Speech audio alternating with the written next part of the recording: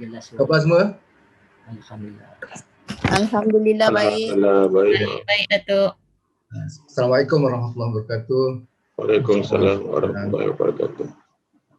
Terima kasih kepada semua yang sudi hadir pada pagi ni. Kita mulakan satu budaya ataupun satu pendekatan baru dah, di mana kita bercadang untuk mengadakan tazkirah mingguan, bukan saja daripada saya. Kita akan cuba gile-gilekan di kalangan ahli-ahli fakulti lah. Jadi sahabat-sahabat lain boleh bersedia juga.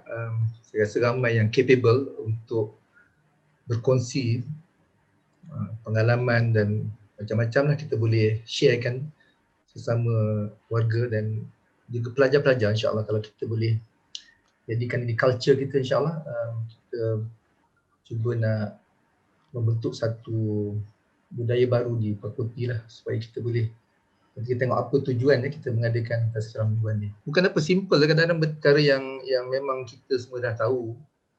Tazkirah ni merupakan peringatan. Muzakarah itu sendiri merupakan satu nama. Muzakarah tu maksudnya benda yang dah tahu kita ingat-ingatkan lagi supaya kita boleh hayati atas apa yang kita dah tahu tu. Banyak perkara yang kita tahu tapi kita tidak boleh melaksanakan, betul tak? Banyak perkara yang kita tahu dalam kehidupan ni yang kita tahu secara ideal ni patut begini, tapi dalam pelaksanaannya kita tidak dapat melakukannya. Jadi di situ ada konflik di antara idealisme dengan apa yang kita praktikkan dalam kehidupan.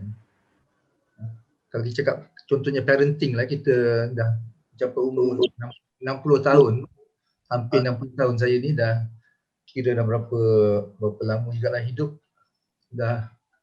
Kita ni dah penghujung kehidupan. Ibarat kata dah maghrib lah ya. Subuh, Zuhur, Asar, Maghrib dah Datuk ya. Terima kasih Datuk. Ni orang lama-lama masih di UK dulu memang semuanya aktif dalam pelbagai kegiatan daripada co-curriculum lah. Kita ni sebenarnya kita boleh bina diri kita melalui aktiviti yang di luar kelas tu. Belajar begitu jugalah, kita nak, kalau kita nak keterampilan, nak komunikasi, teamwork, leadership, kita letakkan mereka dalam suasana yang memang mereka boleh bergelumang dengan benda tu, bukannya touch and go sajalah. Jadi apa saya cakap ni, banyak perkara yang kita tahu tapi kita tidak amalkan. Kadang-kadang kita cakap dan kita tak amalkan apa kita cakap.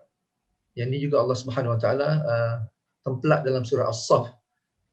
A'udzubillahi minasyaitonirrajim. Ya ayyuhallazina amanu lima taquluna ma la taf'alun.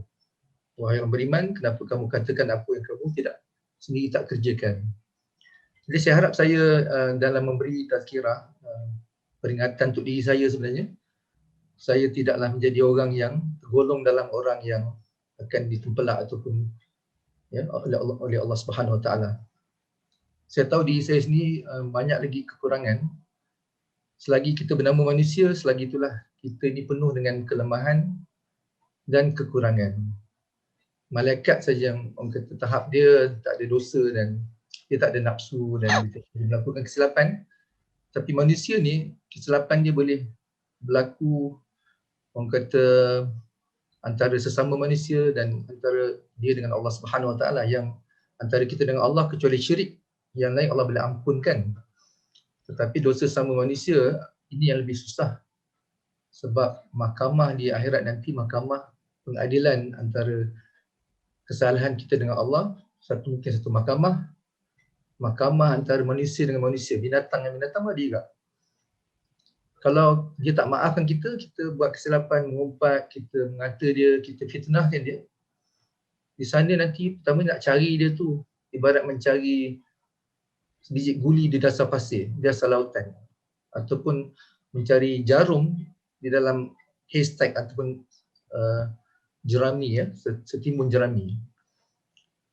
Jadi sebab itulah kita perlu wujudkan di fakulti kita ni satu suasana yang sentiasa akan memperingatkan kita. Masuk je fakulti kita boleh terasa dia punya bahang-bahang ataupun biar suasana keagamaan, suasana kita, suasana ketaatan, pelajar kita pun boleh rasa yang pensyarah dia sebenarnya seorang pensyarah yang jadi role model dia ke arah membentuk kehidupan dunia akhirat dia.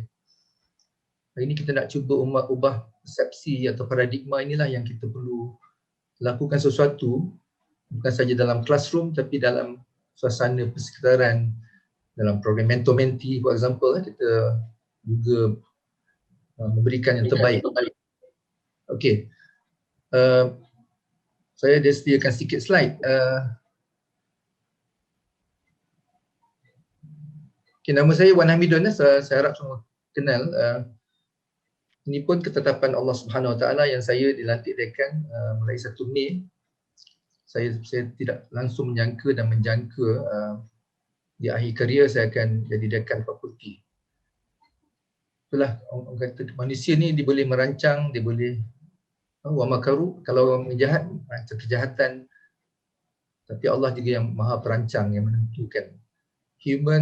Manusia buat usaha tapi Allah yang disposekan.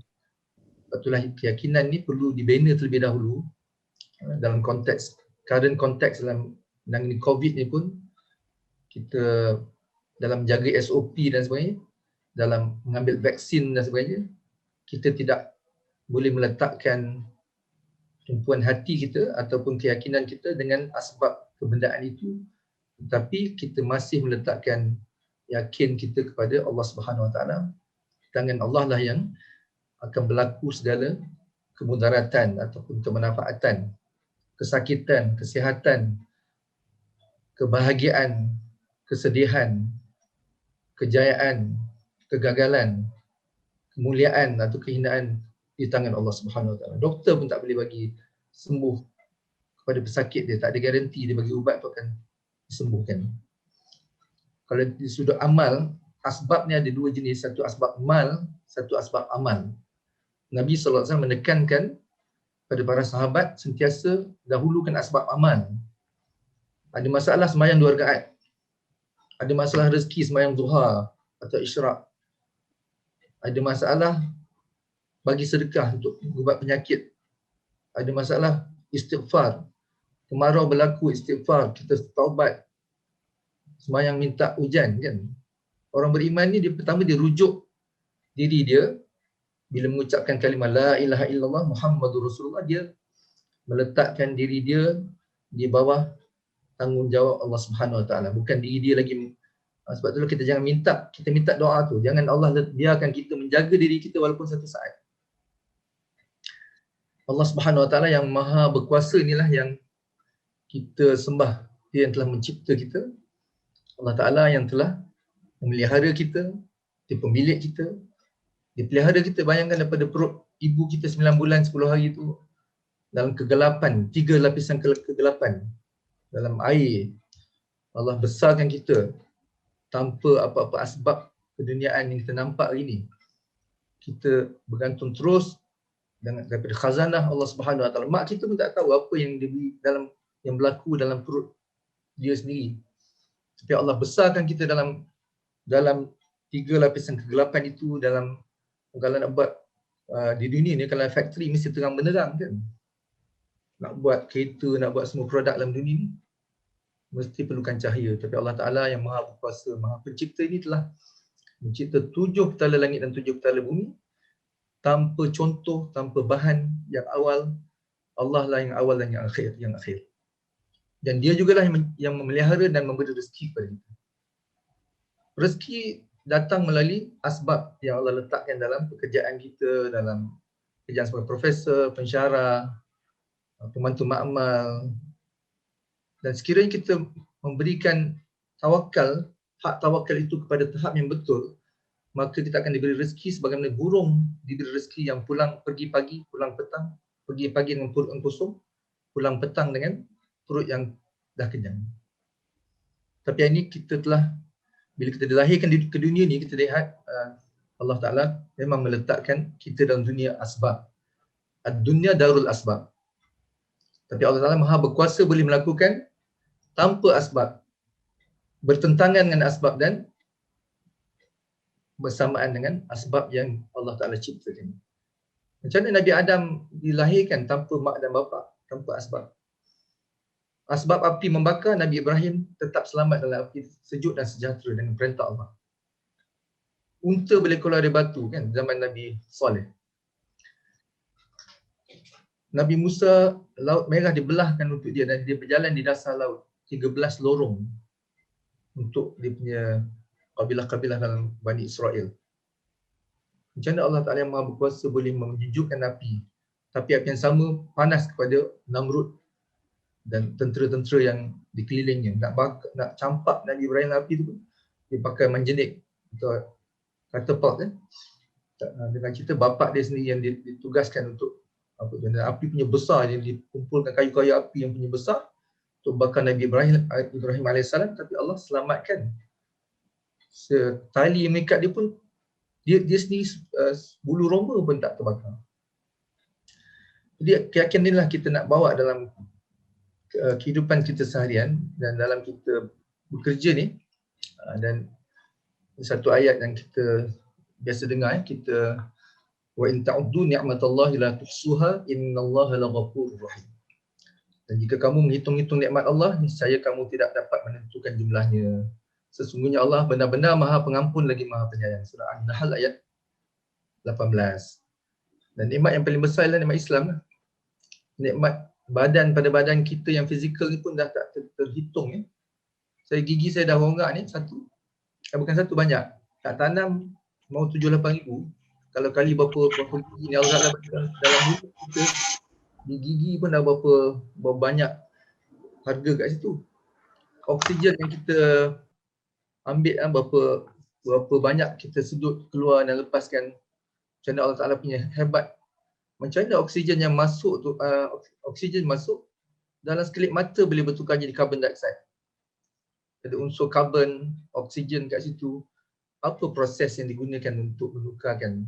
Kemudian pokok pula fotosintesis dan mengambil oksigen menjadikan dia akan mengambil carbon dioxide menukar pada oksigen pada masa yang tertentu.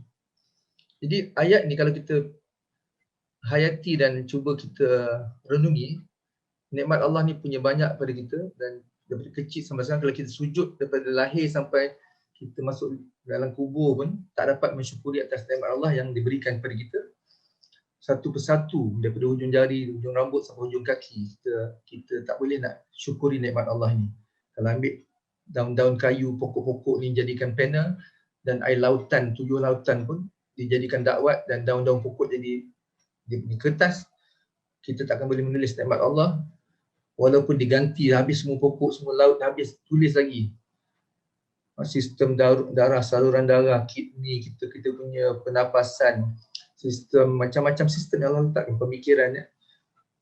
Maha suci, maha hebat Allah Subhanahu Wa Taala. COVID ni merupakan satu ujian saja untuk melihat sejauh mana kita merujuk balik kepada Allah Subhanahu Wa Taala. Di zaman COVID ni lah kita patut lebih khusyuk sembahyang kita, lebih doa kita, lebih tawajuh, lebih menangis kita, kerana kita tahu ini adalah ujian Allah pada hamba-hamba yang beriman.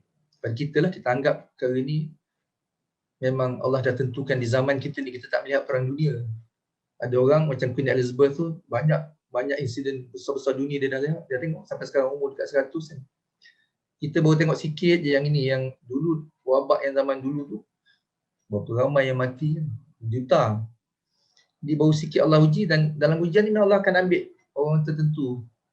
Minggu lepas orang sahabat saya sendiri, yang saya rapat dengan dia, Engineer Kamarul Bahrin, memang satu kesedihan lah. Saya baru memang berkomunikasi dengan dia, saya perkenalkan dia jadi pensyarah di satu universiti dia sebenarnya di Juruterusur Zakbar, dan di situ ada satu syarikat lain, KBM, di Zakbar lah, dengan Datuk Aziz Mustafa, umur 62, senior sekolah saya, menantu pada Seniwati Sarimah, isteri dia, Kak Farah tu memang senior sekolah juga.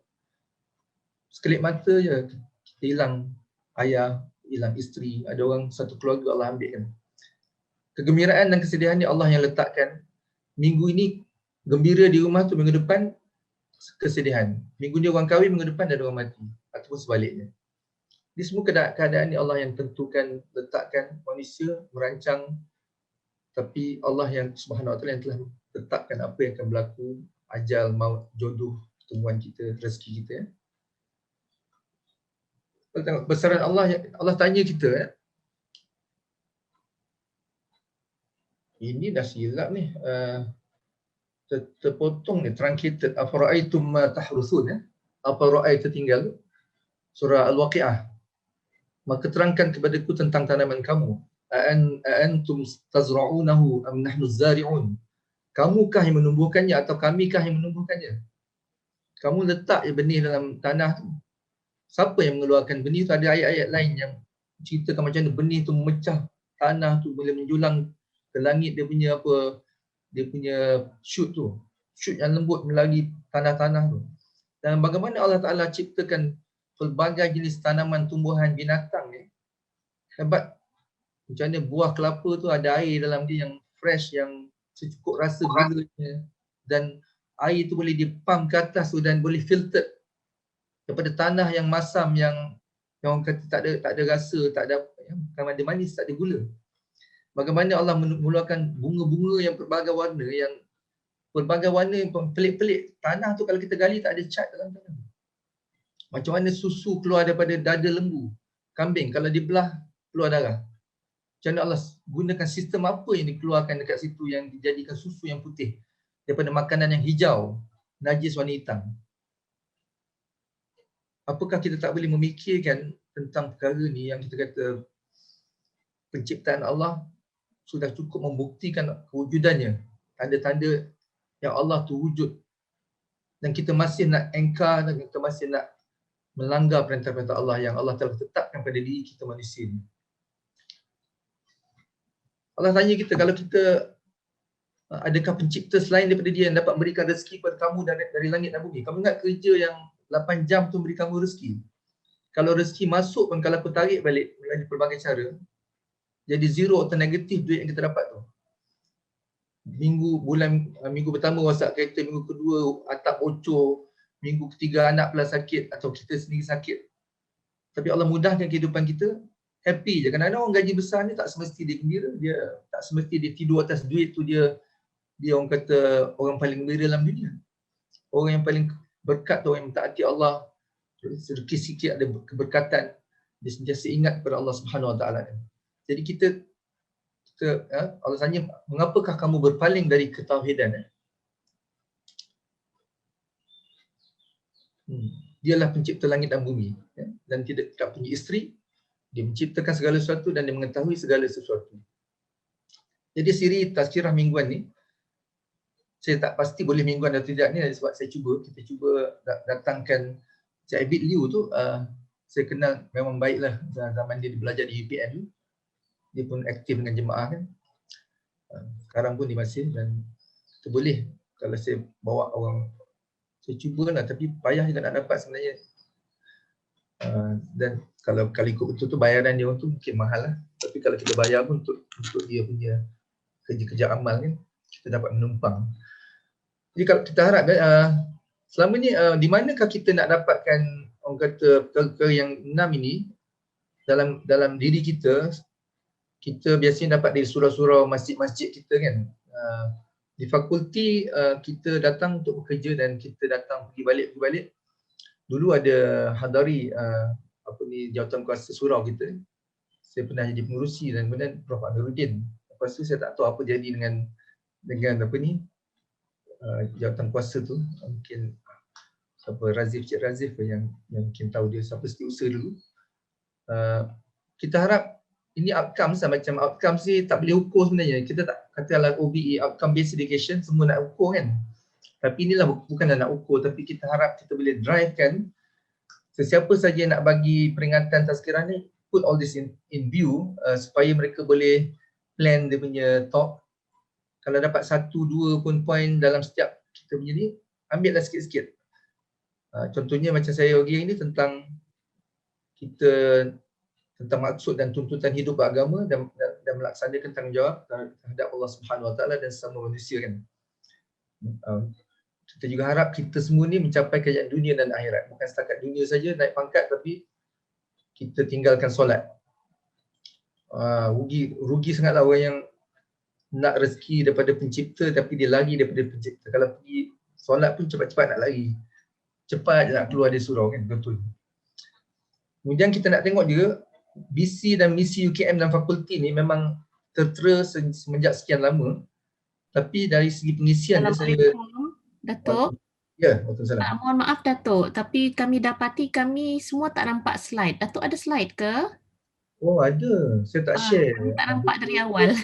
Terima Kenapa kasih tak Datuk. cakap? Baru cakap lah ni, sorry. Aduh, rugi je saya bagi-bagi. Tapi tak apa, yang penting saya cakap lah. Ini. Siapa tu? Tuti bukan? Ya, ya, betul. Allah, Prof Tuti, jiran. Ya, ya. Aduh, betul lah you. Okeylah, syukurlah tu dah ada dah. Alhamdulillah. Aduh. Molek pun slide-nya. Okey, okey dah. Okey, tak apa. Ayat Quran dia, ayat Quran saya tulis sebab saya takut lupa saya letak kat sini. Okey. Inilah 6 perkara yang kita nak cuba, mungkin boleh tambah baik lagi lah. Ini saya fikir sebenarnya cepat saya dah fikir apa nak bagi, apa tujuan tazkirah ni. Kita nak cuba masukkan elemen ni lah, elemen orang kata di mana lagi kita nak dapatkan perkara ni. Kalau dalam kelas and so on mungkin kita terlampau sibuk dengan, tapi yang sinilah, daripada sini nanti kita cuba membawa perkara ni ke dalam kehidupan kita di kampus. Contohnya kalau kita sedar bahawa kita perlu menjadi role model pada masyarakat kampus dan luar, role model pada pelajar kita, jadi kita akan lebih peka contohnya kepada keperluan pelajar, tengok dia punya susah senang dia menti kita tu, dan kita tahu keadaan dia. Hari ni tanggungjawab diberi kepada pelajar kan, contohnya untuk make sure dia jumpa mentor, isi borang kan. Tapi kalau kita sama-sama menghayati, kita sendiri akan cari mentor kita dan kita jadi mak atau ayah angkat pada dia, dan inilah yang sebenarnya boleh membantu pelajar tu dalam menangani dalam perjalanan hidup 4 tahun. Hari ini ada juga pensyarah-pensyarah yang terlalu, saya tak nak cakap lah, tapi yang pelajar tu ataupun bukan pensyarah, kita sendirilah, kita tidak begitu peka kepada keadaan sekeliling kita ni. Kita hanya datang kerja nak tulis paper, KPI kita dan so on, tapi apa yang di keliling kita, keluarga besar kita dalam fakulti ni kadang-kadang kita tidak begitu mengambil tahu kan. Jadi mudah-mudahan kita boleh melalui siri-siri tazkirah ni kita boleh menimbulkan perkara yang bersifat nilai ni. Nilai-nilai ni dalam kelas pun kalau boleh kita terapkan. Dalam kita mengajar, dalam lab, macam mana nak jadikan, nak translatekan itu menjadi KPI. Insan, melahirkan insan, bukan modal insan. Modal insan ialah workforce, tapi insan ialah orang yang bermanfaat kepada masyarakat, agama, dan dia jadi berjaya dunia akhirat. Kita nak tukar kapal ni sedang berlayar ke satu direction, how to turn it, nak turn ke arah yang hala tuju sebenar kan.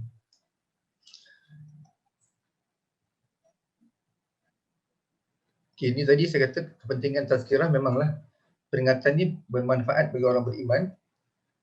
Dan maksud penciptaan manusia dan jin ni, saya kena berhenti 9.30 sebelum 9.30 sebab ada majlis penutupan Jubli Jubli Emas kita, sambutan Jubli Emas. Jadi manusia dan jin dan manusia diciptakan supaya mereka mengabdi kepadaku. Dalam tafsir Ibn Katsir dia kata Allah Ta'ala mencipta manusia ni kerana dia nak kita mengikut peraturan yang dia tetapkan pada kita dan bukan dia berhajat kepada kita. Allah Ta'ala tak berhajat sikit pun pada penyembahan kita sebenarnya. Dia nak kita mentaati dia.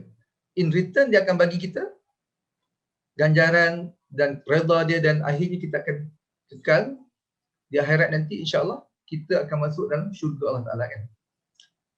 Dunia ni sementara saja kan banding dengan akhirat. Ibarat kita celup jari ke laut, kita keluarkan jari, itulah yang tersisa di jari, itulah dunia. Time di dunia tu. Yang lautan tu sebenarnya lautan yang tak ada tepian. Unending.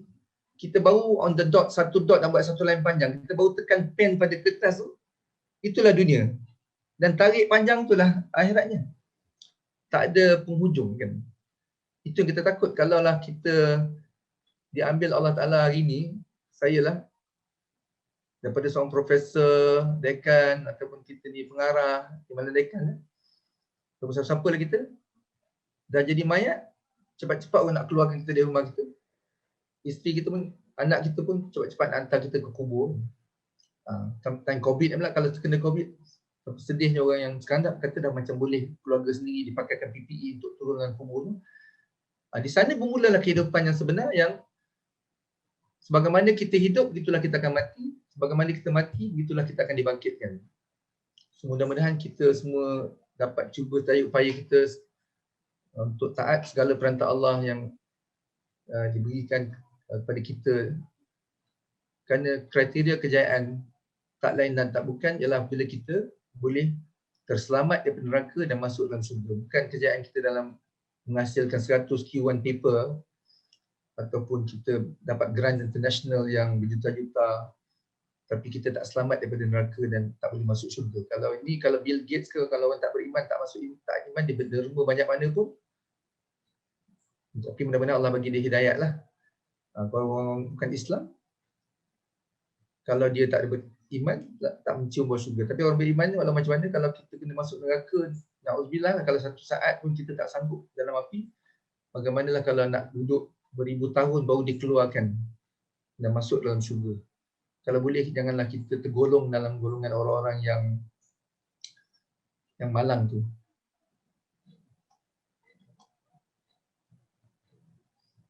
Dan orang yang taat pada Allah dan Rasul akan ditempatkan dalam syurga bersama orang-orang yang telah dikurniakan nikmat oleh Allah kepada mereka, bersama Nabi-Nabi, Siddiqin, Syuhada kan, dan orang soleh.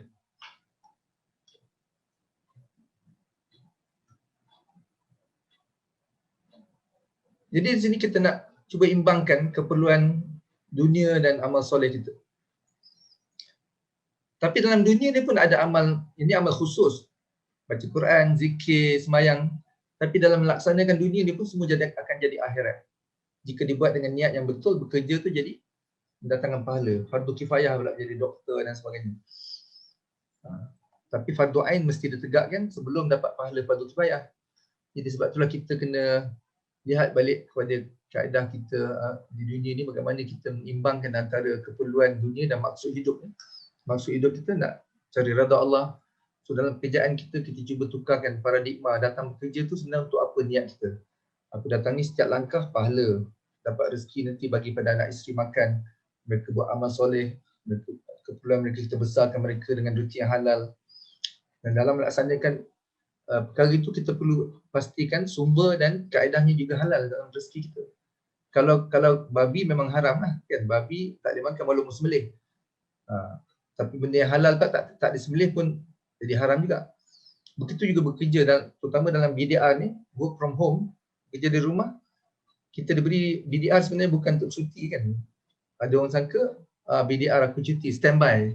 Sebenarnya masa BDR ni semalam pun dalam Senate ketua apa jenis pemantauan, akan dipantau kita punya productivity. Saya tak pasti macam mana kaedah dia, tapi sebenarnya tak perlu tunggu pemantauan daripada universiti, tapi pemantauan daripada Allah Subhanahu Wa Taala. CCTV dia buka sepanjang masa. Dan kalaulah kita tak ada kesedaran yang satu hari kita akan hisap, maka masa work from home ni banyak akan berlaku kecurangan. Akan berlaku perkara-perkara yang mungkin menyebabkan rezeki kita tu sedikit syubhah, tidak halal. Kerana kita mengambil masa pejabat contohnya, masa ini orang tak nampak, aku pergi lari-lari sekejap lah, pergi ke warta sekejap lah, aku nak pergi ke sana sini lah, masa pejabat. Dan kalau kita daftar alamat rumah kita untuk work from home, itulah sebenarnya alamat pejabat kita. Dan dilarang berada di tempat lain pada waktu itu.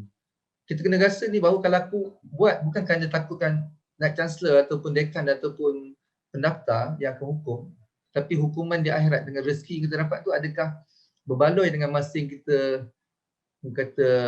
ambil untuk keperluan peribadi. Sebab itulah zaman dulu orang sangat jaga ni peribadi ke urusan untuk negara. Kalau peribadi aku nak tutup dulu lampu kerajaan ni kan.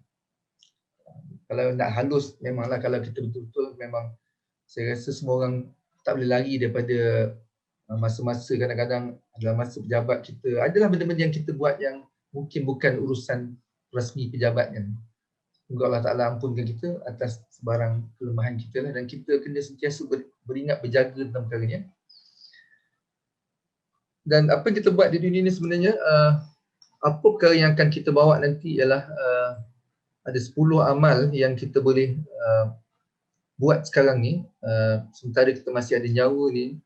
Untuk hadis riwayat Muslim, Abu Daud, Al-Tirmizi dan Nasai dan Ahmad ni, kita buatlah 10 amal supaya amal yang pahalanya terus mengalir. Dan terutama kita di institusi pengajian tinggi ni, Masya Allah, Allah letakkan kita dalam keadaan yang sentiasa ilmu-ilmu yang kita manfaatkan kepada pelajar-pelajar kita tu, kalau mereka gunakan di tempat yang betul, kita dalam kubur, tapi multi-level marketing kita ni berterusan, terus menerus. MLM seluruh dunia ni akan masuk, pelajar dari Afrika, pelajar PhD kita, pelajar sana sini, sampai negara dia pula dia ubah keadaan masyarakat dia pada lebih baik dari segi agama, dari segi dia punya kehidupan ni.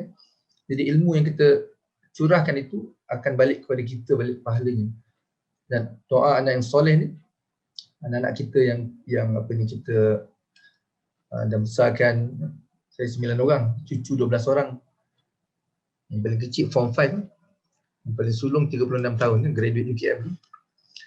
Jadi bagi yang tak ada anak pula, kita doakan supaya mereka yang kahwin dah lama tak ada anak, supaya Allah Ta'ala berkatkan, bagilah anak-anak yang soleh pada mereka juga.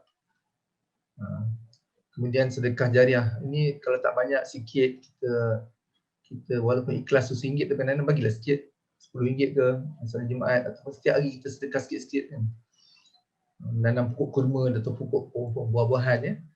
Mewakafkan buku, kitab Al-Quran, berjuang dan bela tanah air, membuat perigi kan.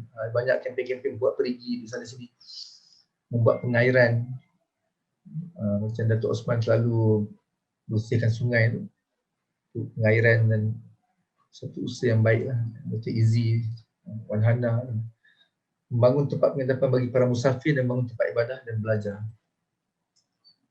Itulah dunia ini hanyalah tak lain tak bukan hanyalah permainan dan hiburan. Ya'lamu annamal hayatud dunya la'ibun wa lahwun wa zinatun wa tafakhurun bainakum wa takathurun fil amwali wal aulad kamathali ghaythin a'jaba al-kuffara nabatuhu thumma yahiju fatarahu musfarran thumma yakunu hutama wa fil akhirati 'adzabun shadidun wa maghfiratun min Allah wa ridwan wa mal hayatud dunya illa mata'ul ghurur. Kehidupan dunia ini tidak lain hanyalah kesenangan bagi orang-orang yang terpedaya. Bukan mana kita nak buang dunia, nak buang TV dalam sungai, nak buang kereta kita, nak buang semua, nak balik zaman dulu kan.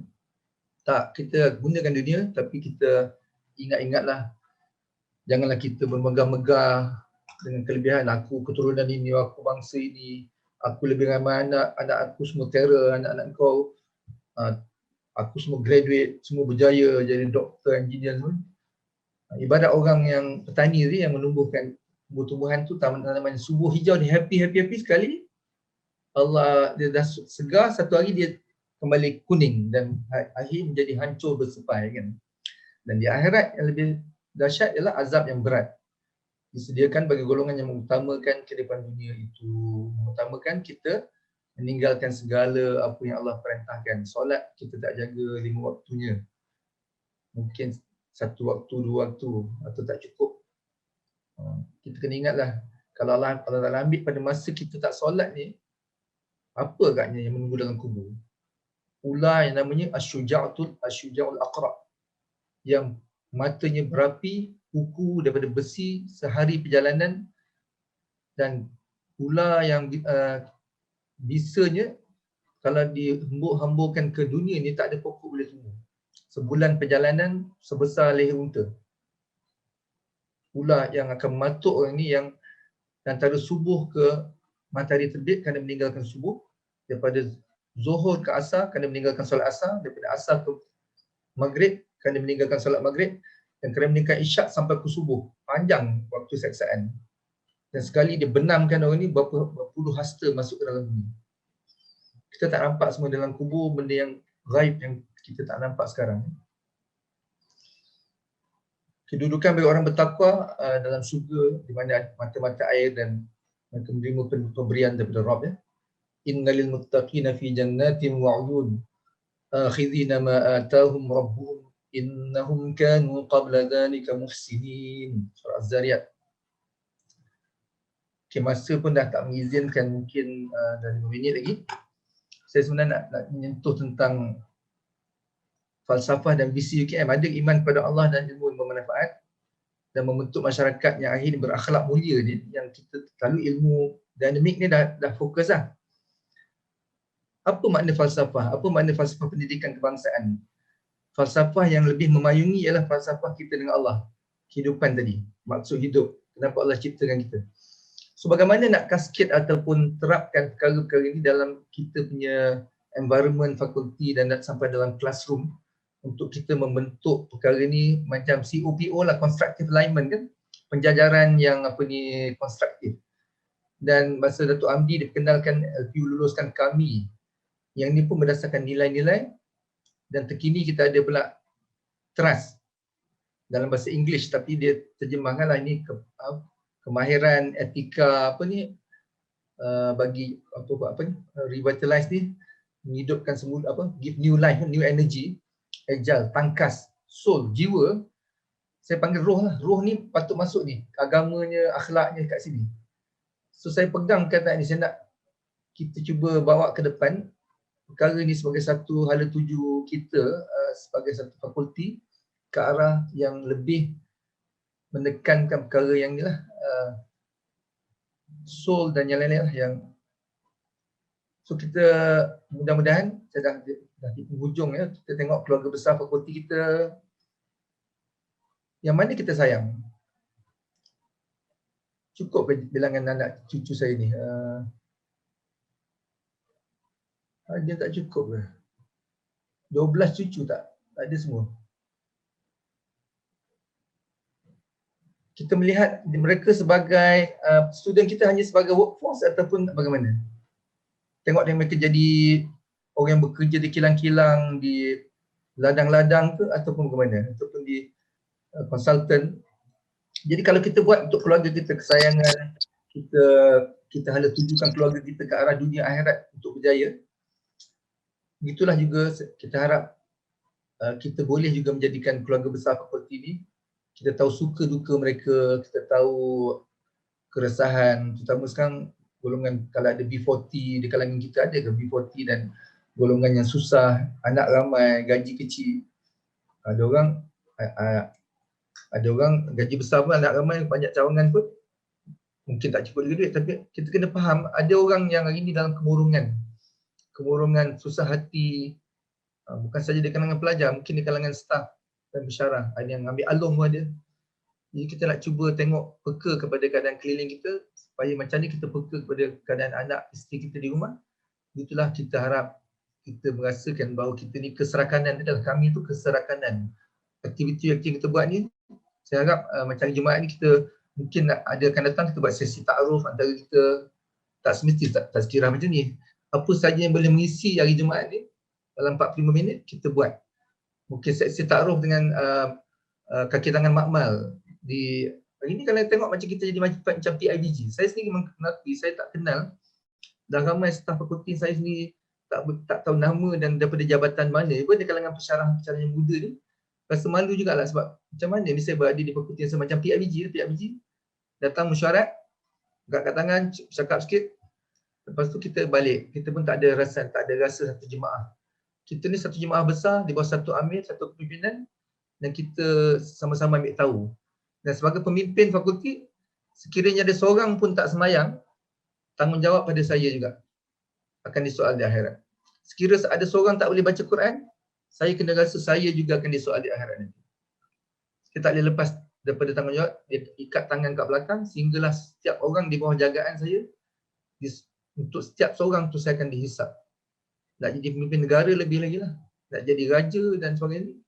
Kita nak sangat nak jaga satu negara yang akhir kita akan ditanya tentang kita punya tanggungjawab. Sayyidina Umar sanggup turun padang pergi ke mana-mana tempat tengok kesusahan orang di bawah dia, sampai orang tak tahu dia khalifah. Itulah kita harap. Saya sendirilah nasihatkan diri saya cuba memimpin fakulti dalam keadaan yang saya tidak merasakan saya sebagai ketua, dan saya nak dapatkan sokongan semua ahli, insya-Allah saya nak timbulkan suasana empati dan kasih sayang antara kita, insyaAllah. Ambil tahu peka terhadap kepulauan setiap orang, tanya khabar, dan hidupkan pejabat-pejabat kita kalau dah bukan PKP ni dengan suasana yang lebih ceria, lebih, kalau student masuk fakulti ni kadang pensyarah lalu kita pun tak pandang dia pun tak pandang kita. Ini budaya yang tak macam dulu-dulu, kita mesti tegur pensyarah kita, dia angkat kepala, how are you, good morning kan. Antara sama kita pun patutnya kita begitulah. Jadi saya harap di akhir kata ni saya, itulah hasrat apa ni saya terhadap fakulti kita, dan saya nak tutup dengan satu doa. InsyaAllah kita sama-sama berdoa kepada Allah Subhanahu Wa Taala. Saya cari doa wabak ni. Jazakumullah khair. Sekejap ya.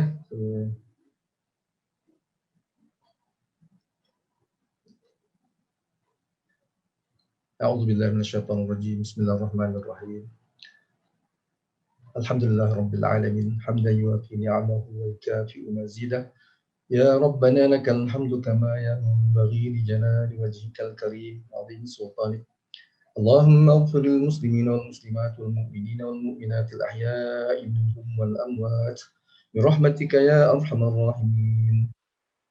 Rabbana ighfir lana wa li walidina warhamhum kama rabbawna shighara.